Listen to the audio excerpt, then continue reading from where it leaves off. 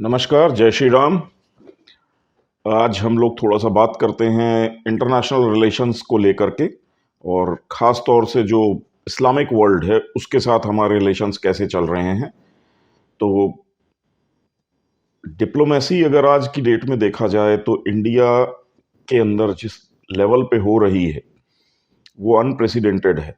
मतलब इससे पहले मैंने कभी नहीं देखा है कि इतने लेवल्स पे पैरेलली एक साथ अगर कहा जाए तो एक डिप्लोमेटिक एफर्ट चल रहा है, वॉर फुटिंग पे चल रहा है और प्राइम मिनिस्टर मोदी के लीडरशिप में ये सारा कुछ हो रहा है। जैसे अभी कुछ दिन पहले प्राइम ये फॉरेन मिनिस्टर जयशंकर नेपाल से लौट के आए हैं और नेपाल में भी उन्होंने एक हाइडल पावर प्रोजेक्ट को अनाउंस किया है कि वो भारत सरकार उनको देगी बना करके। और पहले मतलब ये होता था कि इतना बड़ा प्रोजेक्ट प्राइम मिनिस्टर लोग जाके अनाउंस किया करते थे कहीं नेपाल या भूटान में करना हो तो। आज की डेट में हमारा फॉरेन मिनिस्टर ही जाकर के ये काम कराता है, क्योंकि प्राइम मिनिस्टर के लेवल से ये बहुत छोटा हो चुका है काम। और इस बीच में नेपाल में जयशंकर साहब ने नाराजगी भी जाहिर की जब उनको ये पता चला कि उनकी विजिट के पैरेलल ही चाइना की यूनान प्रोविंस के कुछ ऑफिशियल्स जो हैं वो भी नेपाल विजिट पे आ गए हैं और नेपाल के कुछ ऑफिसर्स वगैरह और मिनिस्टर्स वगैरह उनसे भी मुलाकात कर रहे हैं। तो इस पर भी भारत ने और जयशंकर साहब ने एक नाराजगी दर्ज कराई वहाँ नेपाल के जो प्राइम मिनिस्टर्स हैं और इनसे सबसे कि आप लोगों को मेरी विजिट के साथ इनकी विजिट लाइन अप करने की क्या ज़रूरत थी। तो इंडिया की डिप्लोमेसी में वो एक फर्मनेस, एक असर्टिवनेस दिखाई दे रही। इसके अलावा आज बात करें तो राजनाथ सिंह साहब जो हैं वो लंदन में गए हुए हैं। इंग्लैंड में ऋषि सुनक के साथ उनकी मीटिंग्स हो रही हैं, वो वहाँ पे हैं। लेकिन जो एक की खेल हुआ है वो ये हुआ है कि यूएई के जो किंग हैं मोहम्मद बिन जायद, एमबीजेड जिन्हें बोला जाता है शॉर्ट में, क्या है कि सऊदी अरब में मोहम्मद बिन सलमान हैं जिनको एमबीएस कहा जाता है, और यूएई में मोहम्मद बिन जायद हैं जिन्हें एमबीजेड कहा जाता है। तो कई बार वो कंफ्यूजन हो जाता है हम लोगों को भी बोलने में एमबीएस और एमबीजेड, क्योंकि दोनों के नाम ऑलमोस्ट एक जैसे हैं और दोनों आजू बाजू की कंट्रीज हैं। लेकिन ये बात भी है कि एक दोनों के बीच में बहुत अच्छा रिलेशन है सऊदी अरब और यूएई के बीच में। और एमबीजेड जो है मोहम्मद बिन जायद, कंट्री इनकी बहुत छोटी है लेकिन डिप्लोमेटिक जो ताकत है वो दुबई की बहुत ताकतवर है और बहुत सारी कंट्रीज के अंदर इनका काफ़ी रिस्पेक्ट भी है और काफ़ी पकड़ भी है, इस्लामिक कंट्रीज के अंदर भी और नॉन इस्लामिक कंट्रीज के अंदर भी। इसके अलावा सऊदी अरब इनसे बड़ी कंट्री है, इनसे ज़्यादा पैसे वाली कंट्री है, सब कुछ है, लेकिन मोहम्मद बिन सलमान भी इनको बड़ा भाई जैसा मानते हैं और इनसे कई बातों में इनको फॉलो करते हैं, इनसे मशवरा भी लेते हैं। और बहुत कुछ वो दुबई की कॉपी करने की कोशिश कर रहे हैं सऊदी अरब के अंदर, और सऊदी अरब में वही खुलापन और वही ओपननेस वो लाने की कोशिश एमबीएस कर रहे हैं जो एमबीजेड ने करके दिखा दिया है दुबई के अंदर। दुबई के अंदर आप जाएंगे तो आपको महसूस नहीं होगा कि आप इंडिया से कहीं बाहर किसी दूसरे देश में हैं। इतने आपको इंडियंस मिलेंगे, इतने आपको इंडियन शॉप, शोरूम्स, आप मार्केट्स में कहीं भी चले जाएंगे, हर दूसरी दुकान का ओनर से लेके पूरा स्टाफ इंडियन है। तो इस टाइप का एक माहौल है कि वो एक मिनी इंडिया सा बन चुका है। और अभी हाल के दिनों में उन्होंने एक और कसम सी खा रखी है कि ये पाकिस्तानियों को लात मार के बाहर करो, सारे के सारे जो भी पाकिस्तानी हैं उनकी जगह इंडियंस को लेके आओ। तो वो भी एक मुहिम चल रही है। ऐसे ही शायद उन्होंने वीज़ा रिस्ट्रिक्शंस भी हटा दी हैं इंडियंस के ऊपर से, तो Indians don't need visa to visit Dubai. आप पासपोर्ट है, आप पासपोर्ट दिखा करके दुबई की टिकट लीजिए और सीधे जा करके दुबई में लैंड हो जाइए, घूम फिर के आइए, आपको वीज़ा वीज़ा लेने की ज़रूरत नहीं है।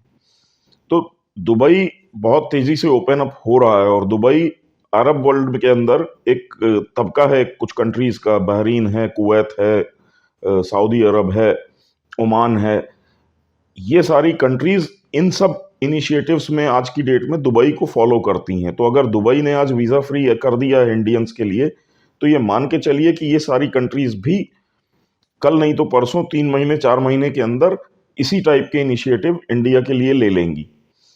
दूसरा है दुबई की तरफ से अब एक ये भी किया जा रहा है कि इंडियंस के लिए एक अरब वीज़ा करके फैसिलिटी शुरू की जाएगी कि जिसमें आप किसी भी अरब कंट्री की एम्बेसी से एक अरब वीज़ा मतलब अपने पासपोर्ट पे ले लेते हैं। तो उसके बाद आप किसी भी अरब कंट्री के अंदर लैंड करिए, वहाँ से किसी भी दूसरी अरब कंट्री के अंदर ड्राइव करके ट्रेन से, फ्लाइट से, कैसे भी आप आइए, जाइए, घूमिए, आपको कोई रिस्ट्रिक्शन नहीं रहेगी। जैसे यूरोप का शेंजन वीज़ा होता है, उस टाइप का, वो भी लाया जा रहा है। अब मैं आपको ये सारी चीज़ें ब्रीफ क्यों कर रहा हूँ? क्योंकि एक आग लगी पड़ी है इंडिया और पाकिस्तान के जो जिहादी किस्म के रेडिकल मुस्लिम्स हैं, उनके दिमागों में। हुआ ये है कि स्मृति ईरानी भी पहुंची थी सऊदी अरब, मदीना। और जैसा मैंने पिछले वीडियो में भी बताया था लास्ट में कि उनकी विजिट को लेकर के यहाँ पे बड़ी बौखलाहट है। स्मृति जी वहाँ पहुंची हैं और मदीना की जो उनकी मस्जिद नबवी है, जो उनकी सेकंड होलीएस्ट मस्जिद है आफ्टर मक्का, और हज में मक्का और मदीना दोनों को किया जाता है, दोनों मतलब एक कॉम्बिनेशन में है। तो इम्पोर्टेंस के हिसाब से अगर देखा जाए इस्लाम में, तो ये दो लोकेशंस जो हैं मक्का की और मदीना की, ये मोस्ट इम्पॉर्टेंट है और इन दोनों की विजिट को मिला करके हज बोला जाता है। तो स्मृति जी वहां पहुंची हैं और वो गई किस कारण से हैं? तो रीजन ये है कि इंडिया के जो हज वाले जाते हैं पिलग्रिम्स, उनका कुछ कोटा बढ़ाना था, उसकी बातचीत करनी थी। तो इन प्रिंसिपल तो सऊदी अरब एग्री कर रहा था कि ठीक है हम बढ़ा देंगे। ये बात अलग है कि वो पाकिस्तानियों का कोटा कम करते जा रहे हैं, इंडियंस का वो बढ़ाते जा रहे हैं। दूसरा क्या था कि इंडियन हज वालों को पिछले सालों में ऐसा होता था कि पाकिस्तानी, बांग्लादेशी, इस टाइप के जो कंट्रीज हैं, इनके लोगों के साथ क्लब करके रखा जाता था। तो इनके जो हज के कैंप्स वगैरह होते हैं उसमें उस टाइप की फैसिलिटीज नहीं होती थी जैसी कि वेस्टर्न कंट्रीज और दूसरी कंट्रीज के मुस्लिम्स को दी जाती थी। तो इन सब चीज़ों को लेकर के भी बात की गई थी और उन्होंने अश्योर किया था कि हम लोग आपको जो बेस्ट फैसिलिटीज होती हैं आपके हज वालों को वो प्रोवाइड करेंगे। तो इसी टाइप की कुछ डिस्कशंस थे और उसके चक्कर में स्मृति ईरानी जी की विजिट हुई मदीना, और मदीना में जाकर के उन्होंने सारी साइट्स विजिट की और देखा सब कुछ है।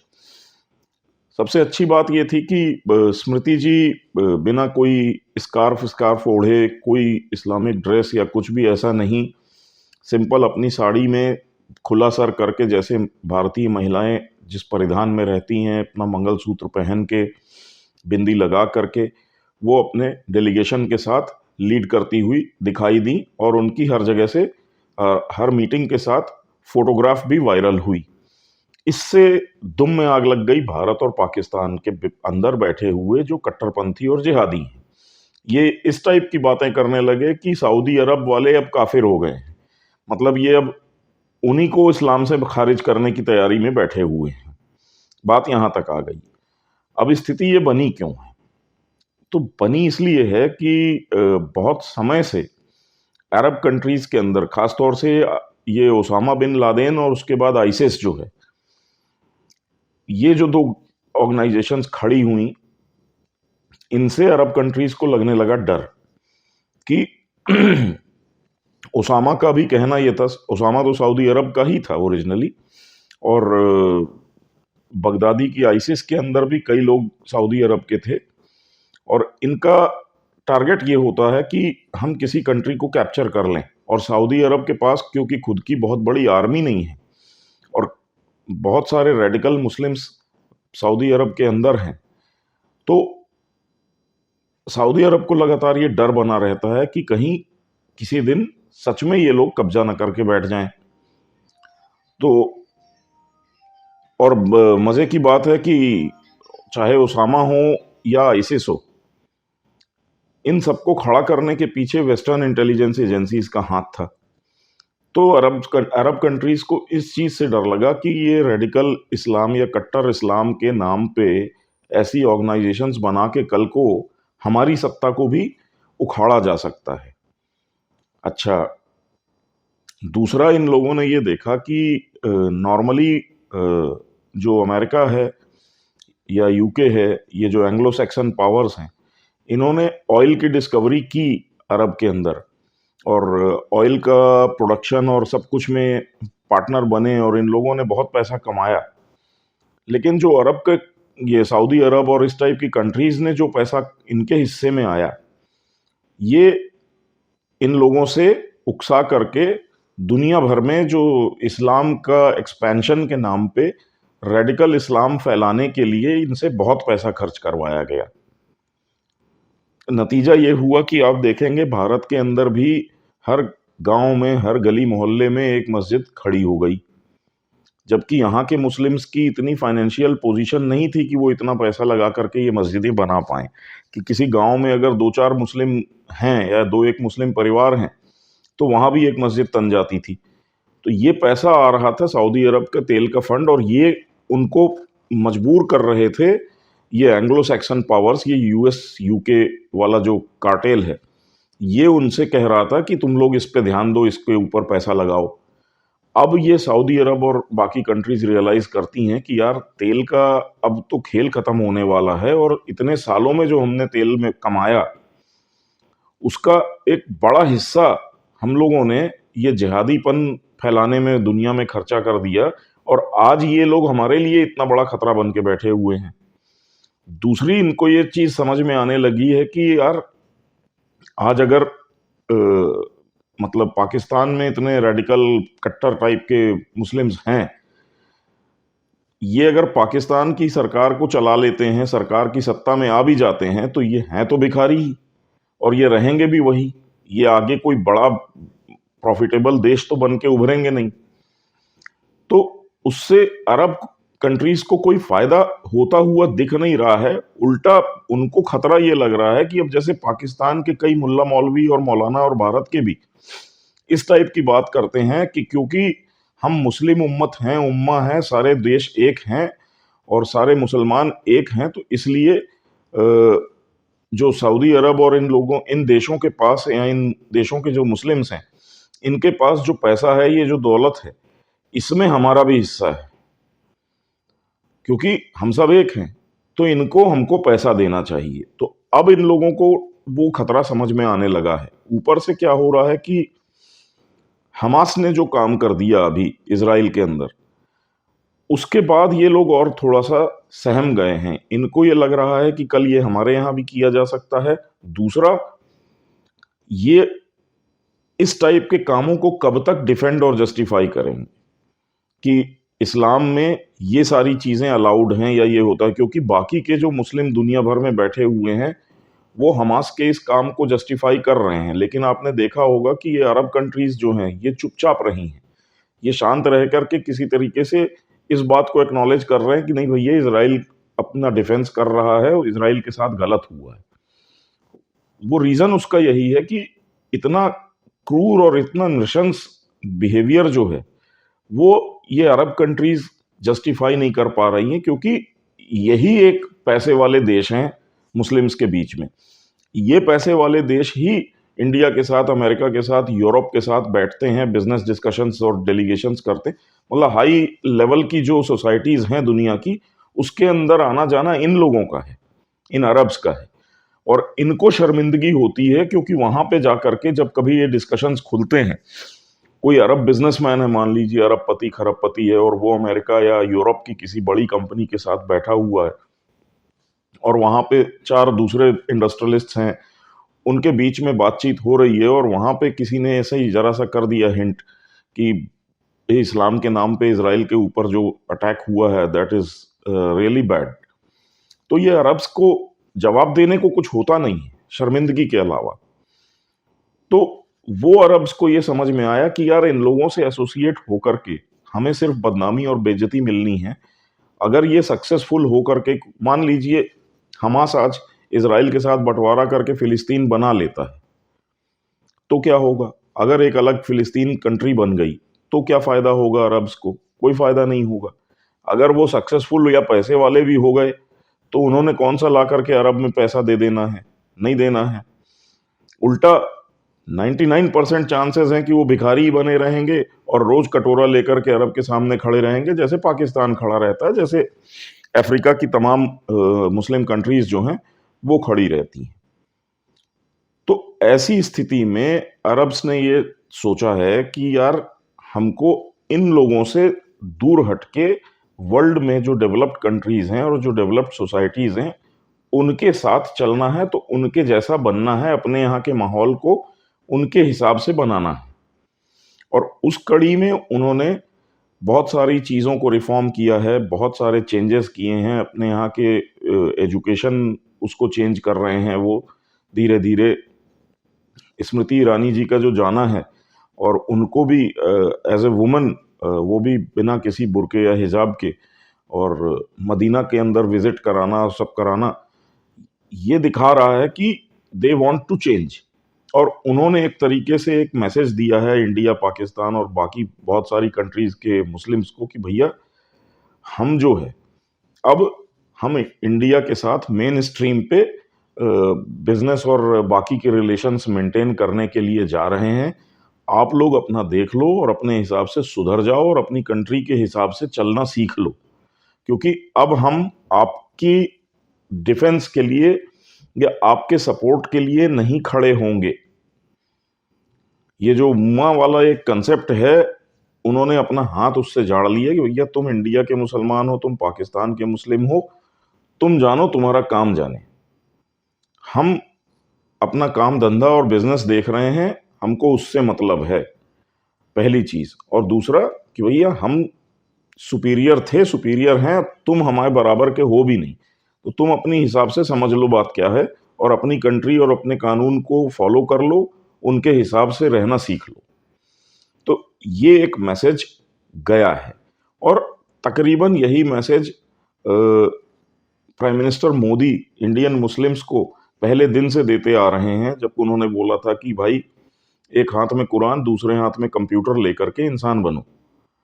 और दूसरा एक जो उन्होंने नारा दिया कि सबका साथ, सबका विकास और सबका विश्वास, ये जो एक नारा दिया उन्होंने, तो उन्होंने भी इनको यही बोला है कि भाई ये सब जो दादागिरी और दबंगई वाली बातें हैं, इनको छोड़ करके आप इंसानियत के रास्ते पे आ जाएं, पढ़ें लिखें, मेन स्ट्रीम में आए, कमाएं खाएं और अपनी लाइफ को इम्प्रूव करें।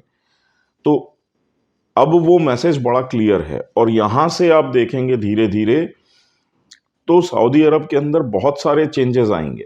सऊदी अरब अपने आप को दुबई के रास्ते पे चला रहा है। नियोम के अलावा एक और शहर वो बना रहे हैं जो कि पूरा पूरा दुबई जैसा होगा, जहाँ पे हर तरह की फैसिलिटीज और सब कुछ ओपन होगा। मूवीज, डिस्को, पब, बार, रेस्टोरेंट, सब वैसा ही होगा जैसे कि किसी यूरोपियन कंट्री में होता है या जैसा दुबई में है। सामने समंदर है तो उस पे बीचेस होंगे, उस पे सबको सारी फ्रीडम होगी, कोई रेस्ट्रिक्शन नहीं होगा कि कपड़े ये नहीं पहनने, वो नहीं पहनने हैं, या आदमियों के लिए या औरतों के लिए कोई रिस्ट्रिक्शन, तो वो सब कुछ नहीं होगा। तो सऊदी अरब भी बहुत तेजी से अपने आप को चेंज कर रहा है और इन जो यहाँ के रेडिकलाइज्ड जिहादी कट्टर मुस्लिम्स वगैरह हैं, मौलवी हैं, इनको भी एक मैसेज दिया गया है कि आप लोग भी सुधर जाएं और अपनी कंट्री के साथ जुड़ के आगे बढ़ना शुरू कर दें, आपकी उसी में भलाई है। क्योंकि कल को अगर आपकी कंट्री आपको फिर रगड़ देती है तो आपकी तरफ से हम कहीं किसी मंच या किसी फोरम पे कुछ नहीं बोलेंगे। हमें आपसे कोई बहुत ज्यादा लेना देना है नहीं, हम अपने नेशनल इंटरेस्ट्स को देखेंगे और उसके ही हिसाब से काम करेंगे। आपके साथ कुछ गलत हो गया है इंडिया के अंदर, उसके लिए हम अपने संबंध इंडिया से खराब नहीं करेंगे। तो ये एक मैसेज बड़ा क्लियर दे दिया है। ऐसे ही उन्होंने हमास वालों को भी मैसेज दिया है कि भैया इसराइल के साथ हम रिलेशंस नॉर्मल कर रहे हैं और वो प्रोसेस चलता रहेगा। तुमको वो कूट रहे हैं, पीट रहे हैं, तो वो तुम्हारी हरकतें हैं, हम उसमें उनको रोकने नहीं जाएंगे। और इसलिए आप देखेंगे तो हल्की-फुल्की सी इर्रेलेवेंट सी जो बातें या कोशिशें होती हैं, उसमें बस सऊदी अरब एक नाम के लिए सपोर्ट कर देता है मुस्लिम कॉज़ का।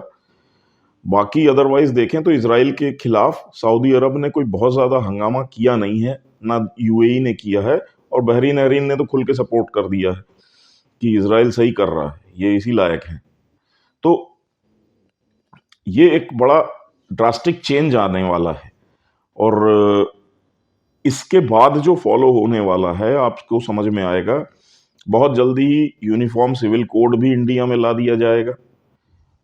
सीएए की इम्प्लीमेंटेशन नोटिफिकेशन वो सारी चीज़ें भी कर दी जाएंगी। और अभी एक केस चल रहा है अलीगढ़ मुस्लिम यूनिवर्सिटी का माइनॉरिटी स्टेटस खत्म करने का, कोर्ट में चल रहा है। मोस्ट प्रोबेबली वो भी खत्म हो जाएगा। इनफैक्ट इंडिया में हो सकता है कि माइनॉरिटी स्टेटस ही मुस्लिम कम्युनिटी से वापस अलग अलग कर दिया जाए, क्योंकि ये सेकंड बिगेस्ट मेजॉरिटी हैं इंडिया के अंदर, ये माइनॉरिटी नहीं है। माइनॉरिटी में दूसरे बहुत सारे वो हैं, रिलीजन हैं इंडिया के अंदर, जिसमें पारसीज हैं, जिसमें जैन हैं, जिसमें सिख हैं, इस टाइप के रिलीजन्स हैं। क्रिश्चियंस हैं जो 1-1%, आधा-आधा परसेंट इस टाइप की पॉपुलेशंस हैं। तो उनको छोड़ करके सबको बाकी माइनॉरिटी से भी अलग कर दिया जाएगा। तो ये सारे फेजेस में स्टेप्स लिए जाएंगे, और इसकी शुरुआत जो है वो एक मैसेजिंग से की गई है कि स्मृति ईरानी जी मदीना पहुंची हैं, और उन्होंने बहुत सारे जो इनके दिमागों के जाले हैं वो खोल दिए हैं कि भैया अब वो ज़माना नहीं है कि जब नॉन मुस्लिम मदीना नहीं पहुंच सकते, और महिला है तो उसको बुर्का या हिजाब या स्कार्फ कुछ सर पे डाल करके जाना पड़ेगा। तो वो सारी चीज़ें उन्होंने एक झटके में ख़त्म करके एक मैसेज दे दिया है। यहाँ के कट्टर फट्टर जो ये मौलाना भौंकते चीखते रहते हैं टीवी वीवी पे आकर के, उनको एक साफ मैसेज दिया है कि सुधर जाओ और अपने कंट्री के हिसाब से चलना सीख लो। ये उम्मा उम्मा चला गया है। अब आपके पीछे अरब का कोई वो नेता नहीं आके खड़ा होने वाला, आपकी आवाज़ को लेकर के कोई यूनाइटेड नेशन में जाने वाला नहीं है। अब आप अपनी सरकार और अपने समाज जो है उसके रहमो करम पे हो, उनके हिसाब से चलना सीख लो। ये 1.5 ईंट की मस्जिद बना करके खड़े होना बंद कर दो। तो ये एक बड़ा साफ मैसेज सऊदी अरब और वहाँ की सरकार की तरफ से इंडियन मुस्लिम्स और पाकिस्तानी मुस्लिम्स को खास तौर से दिया गया है, प्लस बांग्लादेश, क्योंकि यही कुछ कंट्रीज हैं। अभी जैसे आप देखेंगे कि मालदीव्स, उसकी भी यही बीमारी है।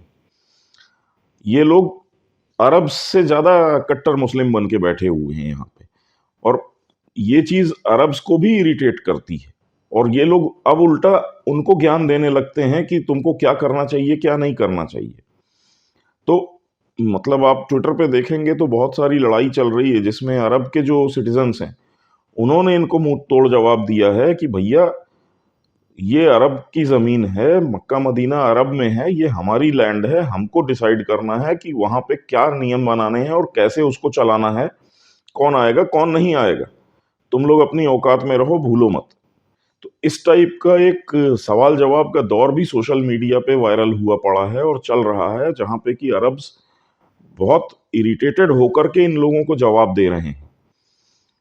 तो एक ड्रास्टिक चेंज दिखाई देगा, क्योंकि अब अरब्स ये चाहते हैं कि भैया ये इस टाइप के गरीब मिस्कीन टाइप के जो मुस्लिम्स हैं, जो हर बार हर हर चीज़ की मदद मांगने के लिए अरब के सामने खड़े रहते हैं, वो अब इस चीज़ को बंद करना चाहते हैं। क्योंकि उनको ये समझ में आ गया है कि ये एंग्लो सैक्सन गेम था एक, कि जिसमें मुस्लिम्स को कट्टर बना करके पूरी दुनिया में फैलाया गया, और उसके लिए पूरा पैसा ये अरब कंट्रीज के जो तेल की कमाई थी उसमें से अमेरिका इंग्लैंड ने तो अपना हिस्सा ले लिया, ठीक है, और अरब्स को जो हिस्सा मिला उसमें से इन लोगों ने बोला कि ये कट्टरपन फैलाओ दुनिया में। तो वो अरब्स को अब समझ में आ रहा है कि जो हमने इतने सालों में पैसा कमाया उसका आधे से ज्यादा तो हमने इस फालतू के काम में खर्च कर दिया, जो हमारे लिए ही खतरा बन के बैठा हुआ है। आज यही ये पाकिस्तानी मुल्ला मौलवी जो हैं, जो अरब के पैसे पे मस्जिद बना करके और उसमें बैठ करके और अरब के पैसे से करोड़पति और लखपति बन के बैठे हुए हैं, आज वो भड़का रहे हैं अपने ही लोगों को कि चलो अरब वालों के पास जो पैसा है वो उसमें भी हम लोगों का हिस्सा है, क्योंकि हम लोग एक ही उम्मत है, तो चलो उनसे पैसा मांगेंगे। मतलब मांगने से अब ये लोग हक पे आ गए हैं कि नहीं, उस पे तो हमारा हक है, वो तो हम लेंगे। तो ये वाली एक स्थिति पैदा हो गई है और अरब सब इस बला को छुड़ाना चाहते हैं। वो बेसिकली हाथ धो चुके हैं कि भैया ये जो सब कॉन्टिनेंट के या अफ्रीका के जो ये कट्टर टाइप के मुस्लिम्स हैं जो उल्टे सीधे काम कर रहे हैं, इससे हमारा कोई लेना देना नहीं। और दुबई ने तो काफी पहले से आप समझिए कि इंडिया के साथ इस तरह का कोऑपरेशन कर दिया है कि बहुत सारे क्रिमिनल्स दुबई में पहले भाग करके छुप जाया करते थे और इंडिया को वहां से किसी को पकड़ के लाना बड़ा मुश्किल होता था। आज हालत ये है कि कोई एक्स्ट्राडिशन या डिपोर्टेशन जैसी फॉर्मेलिटी करने की भी इंडिया को जरूरत नहीं पड़ती है। इंडिया अगर लोकेट कर लेता है कि दुबई में फलानी जगह पे आदमी बैठा हुआ है, तो यहाँ से सिर्फ एक फोन जाता है, दुबई की पुलिस उठा करके उसको ले आती है अपनी कस्टडी में। और इंडिया से कोई प्लेन जाता है रात को, वो चुपचाप उस प्लेन में उसको डाल देते हैं, उसको लेकर के इंडियन पुलिस या इंडियन सिक्योरिटी एजेंसीज जो हैं वो इंडिया आ जाती हैं। किसी को पता भी नहीं चलता है, दुबई से आदमी को उठा लेते हैं। तो वो अपने यहाँ, क्योंकि ये क्रिमिनल एलिमेंट्स को साफ कर रहे हैं और वो चाहते हैं कि एक साफ सुथरे बिजनेस वाले माहौल में चला जाए, क्योंकि उनको ये समझ में आ गया है कि ये तेल वाली कहानी बहुत लंबा समय तक चलने वाली नहीं है और चाइना पे बहुत ज़्यादा भरोसा किया नहीं जा सकता है। एक इंडिया ऐसा देश है कि जो रिलायबल है और भारत के अरब कंट्रीज के साथ हजारों साल के संबंध हैं, तो वो उनको पता है और इसलिए वो वापस उन्हीं रिलेशनशिप्स में जाना चाहते हैं। वो वापस भारत के साथ उसी ट्रेड रूट को खोलना चाहते हैं कि जिसमें अरब्स जो हैं वो वेस्ट और इंडिया के बीच में ट्रेडर का काम करते थे। वो इंडिया से माल खरीदते थे और वेस्टर्न कंट्रीज को बेचते थे। ये उनका रोल था। इंडियन जो व्यापारी हैं वो अपने शिप्स लगाते थे अरब कंट्रीज के उस पे पोर्ट्स पे और पूरा सामान वहां बेच करके वो लोग वापस आ जाते थे। उसके बाद ये अरब ट्रेडर्स जो हैं वो पूरे शिप का सामान डिस्ट्रीब्यूट करके आपस में, कोई यूरोप में किसी कंट्री में जा रहा है, कोई किसी कंट्री में जा रहा है और वहां बेचने जाते थे। ये पूरा मॉडल था और ये हजारों साल तक चला। अरब्स चाहते हैं कि जब तेल नहीं रहेगा तो हम वापस अपने उसी ट्रेड वाले बिजनेस पे वापस लौट के आएंगे और उसके लिए वो इंडिया के साथ अपने रिलेशंस को रिवाइव करना चाहते हैं। तो वो एक बड़ी क्लियर कट मैसेजिंग वहां से आई है और इसका असर जो है वो अगले कुछ सालों में आपको दिखाई देगा। जैसे मैंने आपको बोला कि यूसीसी भी आएगा, सीएए भी लागू होगा, माइनॉरिटी स्टेटस पे भी बात होगी और बहुत सारी चीजें इंप्लीमेंट होना शुरू हो जाएंगी। और उसके अलावा जैसे अभी कल खबर आई है कि 25,000 मदरसों के टीचर्स की जो सैलरी जाया करती थी वो उत्तर प्रदेश गवर्नमेंट ने बंद कर दी है, रोक दी है। तो ये जो मदरसों का कहानी थी ये भी खत्म हो जाएगी, सरकारी सपोर्ट मिलेगा नहीं और जो अरब से पैसा आता था मदरसे चलाने के लिए वो भी ऑलमोस्ट बंद हो जाएगा। तो ऐसी हालत में ये कट्टरपन की कहानी दुकानें जो हैं ये धीरे धीरे खत्म होने लगेंगी और फिर इनका डी रेडिकलाइजेशन का प्रोसेस शुरू किया जाएगा। इसी कड़ी में आप देखेंगे कि मोदी जी बहुत स्मार्टली काम कर रहे हैं। बार बार आप आंकड़े सुनते होंगे कि काशी में इतने करोड़ विजिटर्स आए या केदारनाथ में इतने करोड़ या इतने लाख लोग पहुंचे और ये विजिटर्स जो हैं ये आंकड़ा इतने गुना बढ़ गया है जब से नया कॉरिडोर बन गया, जब से नया मतलब रेनोवेशन हो गया है, काशी का हुआ है, महाकाल काल कॉरिडोर बना, क्या बोलते हैं केदारनाथ में वो बर्बादी हुई थी फ्लड की, उसके बाद जो नया डेवलपमेंट हुआ है। तो इन सब जगहों का एक आंकड़ा जारी करती रहती है सरकार और बीजेपी कि इतने लाख या इतने करोड़ टूरिस्ट हर साल के पहुंच रहे हैं। कई बार ऐसा आंकड़ा आता है कि गोवा वगैरह से ज़्यादा टूरिस्ट इस बार 10 गुना ज़्यादा, 5 गुना ज़्यादा टूरिस्ट काशी विश्वनाथ जी के दर्शन करने पहुंचे। इस बार के कुछ वीडियो आए कि महाकाल महाकाल में नए साल पे भीड़ ऐसी थी कि स्टेशन पे लग रहा था कि मान लो कोई मेला लगा हुआ है। हजारों लाखों की तादाद में लोग नया साल में आशीर्वाद लेने के लिए बाबा महाकाल का पहुंचे थे। ये सब क्यों किया जा रहा है? ये दुनिया को दिखाया जा रहा है कि भाई सनातन धर्म की ताकत क्या है। हमारी टेम्पल इकोनॉमी इतनी ताकतवर है कि आज सिर्फ काशी, मथुरा मथुरा और अयोध्या, इन तीन जो धार्मिक केंद्र हैं, सिर्फ इन तीन धार्मिक केंद्रों के टूरिज्म के पोटेंशियल को कैलकुलेट करके आज जितने भी इकोनॉमिक एक्सपर्ट्स हैं, एनालिस्ट्स हैं, वो ये मानने को तैयार हो गए हैं कि अगले साल 2 साल के अंदर उत्तर प्रदेश $1 ट्रिलियन की इकोनॉमी अकेले क्रॉस करके इंडिया का सबसे ज्यादा बड़ी जीडीपी वाला राज्य बन जाएगा। मतलब इंडिया में वो नंबर 1 पे आ जाएगा, वो 1 ट्रिलियन। और अगले 10 सालों के अंदर तो डेफिनेटली उसकी जीडीपी इंडिया की सबसे बड़ी जीडीपी होगी। उसके जो एयरपोर्ट्स हैं, इंटरनेशनल एयरपोर्ट्स, वो सबसे बिजिएस्ट एयरपोर्ट्स बन जाएंगे इन तीन धार्मिक स्थलों के कारण। और टूरिज्म के लिहाज से जिस लेवल की इनकम और सब कुछ उत्तर प्रदेश में देखने को मिलेगी, वो आप कल्पना नहीं कर सकते हैं। तो इंडिया एक मॉडल प्रेजेंट कर रहा है दुनिया के सामने कि एक इकोनॉमिक मॉडल जिसके अंदर मंदिर उसका केंद्र हो। और ये कारण है कि आज की डेट में दुबई में मंदिर बन रहा है और बहुत एक्साइटमेंट के साथ जो उनकी रॉयल फैमिली है, उनके जो प्रिंस हैं, वो जवाब देते फिर रहे हैं लोगों को कि तुम लोग अभी तो फड़फड़ा रहे हो, अभी रुक जाओ, राम मंदिर क्या, अभी उसके बाद दुबई वाला मंदिर भी इनॉग्रेट होने वाला है। वो इंडियन मुस्लिम्स को जवाब दे रहे हैं कि तुम राम मंदिर के लिए रो रहे हो, अभी तो दुबई में हम इस और एक सुंदर शानदार मंदिर का इनॉग्रेशन करने वाले हैं। तो वो एक मंदिर इकोनॉमी का जो कॉन्सेप्ट है कि मंदिर आ जाता है किसी जगह पे तो उसके पीछे पीछे टूरिज्म आता है। तो आज उसके रिवाइवल की बात हो रही है। आज कंबोडिया की गवर्नमेंट इंडिया की गवर्नमेंट के साथ बातचीत कर रही है कि अंकोर वाट के मंदिरों के रिनोवेशन और प्रिजर्वेशन की जो चीज़ें हैं, उस प्रोजेक्ट को शुरू करना है। इंडिया ने उसके लिए कुछ कमिट किया है, फंड्स वगैरह, कि रिनोवेशन करेंगे और उसका रेस्टोरेशन करेंगे। तो ऐसे बहुत सारी जगहों से धीरे धीरे आ रहा है। स्वामीनारायण और बीएपीएस जो संस्थाएं हैं जो बड़े बड़े मंदिर बनाती हैं, उनको आज इंग्लैंड है, अमेरिका है, यूरोप की कई कंट्रीज हैं, वो उनको बुला करके लैंड फ्री में अलोकेट कर रहे हैं कि आप लोग यहाँ पे अपने मंदिर बनाइए, ताकि उन कंट्रीज के अंदर टूरिज्म बढ़े। क्योंकि क्रिश्चियनिटी और इस्लाम में ऐसा कोई कंसेप्ट नहीं है कि जहाँ पे मंदिरों के अंदर कुछ एक्टिविटी, मतलब इनके चर्च या मस्जिद से जुड़ के कोई एक्टिविटी हो।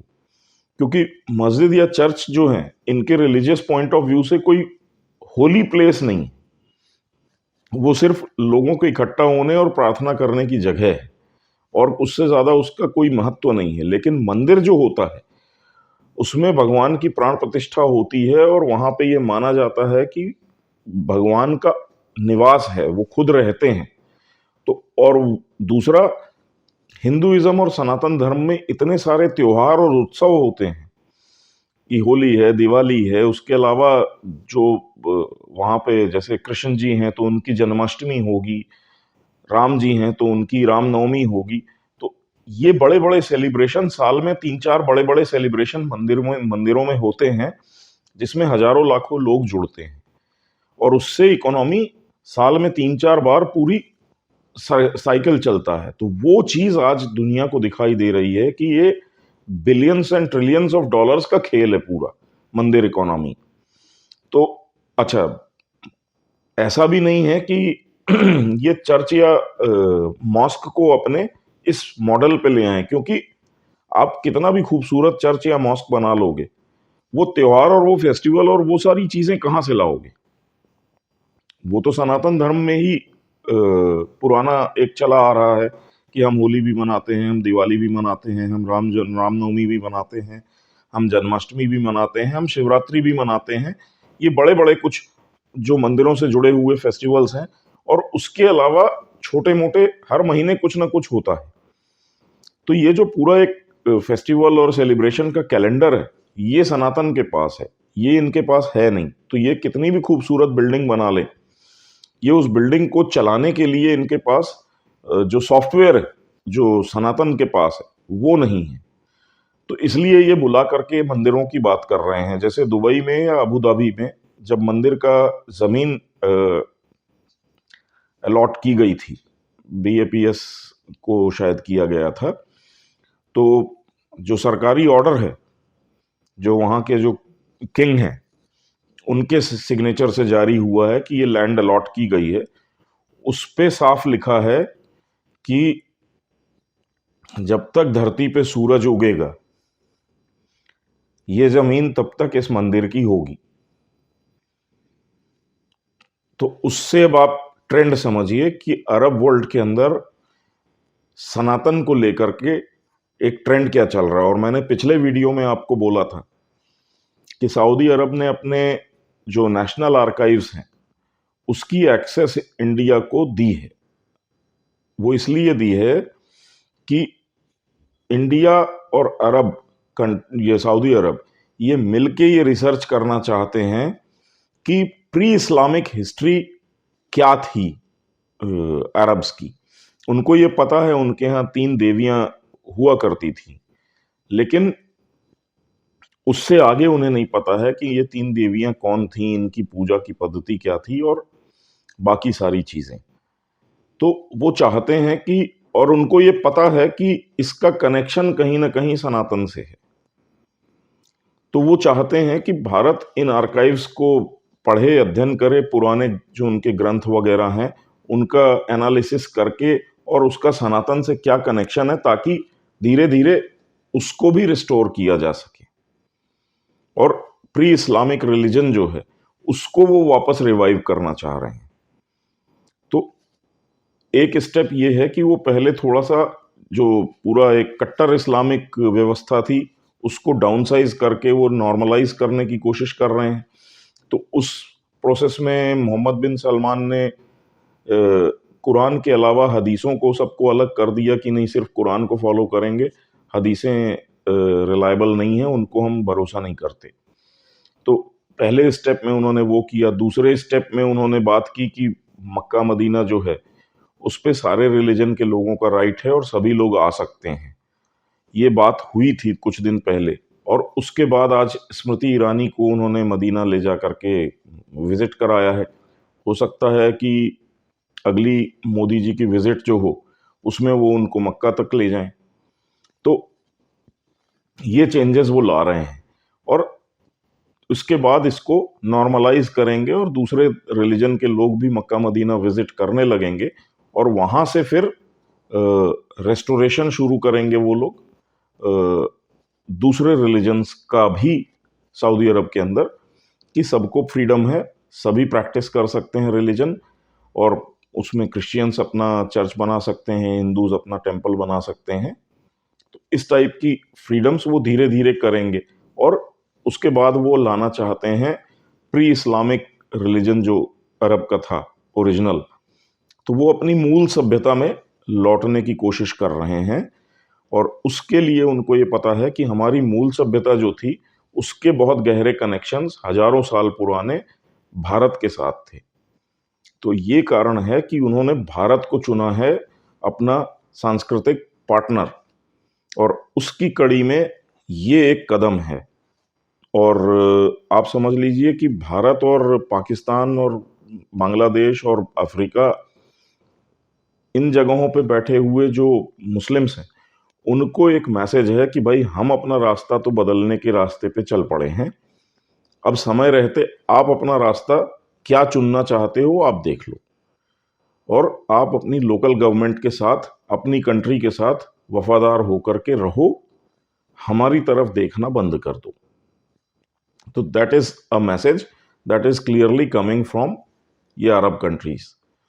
तो आगे देखते जाइए, जैसा मैंने बोला है काफ़ी ड्रास्टिक चेंजेस होंगे, और गवर्नमेंट की अप्रोच भी धीरे धीरे जो कट्टर पंथी लोग हैं उनके खिलाफ सख्त होती जाएगी। बहुत सारे कानून धीरे धीरे हटाए जाएंगे जो इनको अभी प्रोटेक्शन देते हैं, जैसे यूनिफॉर्म सिविल कोड हो गया, वक्फ एक्ट हो गया, उसके बाद मुस्लिम पर्सनल लॉ बोर्ड है ना, इस टाइप की माइनॉरिटी स्टेटस है, सीए है, एनआरसी है, बहुत सारी चीज़ें ला करके और धीरे धीरे इनको एक नॉर्मल सिटीजन बना करके मेन स्ट्रीम में लाया जाएगा। तो उस प्रोसेस का एक तरीके से सपोर्ट अरब की तरफ से आ गया है कि भैया आपको जो करना है आप करिए, हम कहीं किसी चीज़ पे कोई आपत्ति नहीं करेंगे। तो ये एक बड़ा क्लियर हो गया है। तो अब आगे रास्ता क्लियर है, गवर्नमेंट की लाइन क्लियर है, आप देखिएगा आगे होता क्या है। और सारे लोगों को एक ऑप्शंस दिया जा रहा है। बहुत से मुस्लिम्स को राम मंदिर के इनॉग्रेशन का इनविटेशन दे करके भी गवर्नमेंट इनको यही मैसेज देना चाहती है कि मौका है, आप मेन स्ट्रीम में आ जाइए, अपना कट्टरपन छोड़ दीजिए और नॉर्मल इंडियन बन के रहना शुरू करिए। नमस्कार, जय श्री राम, धन्यवाद।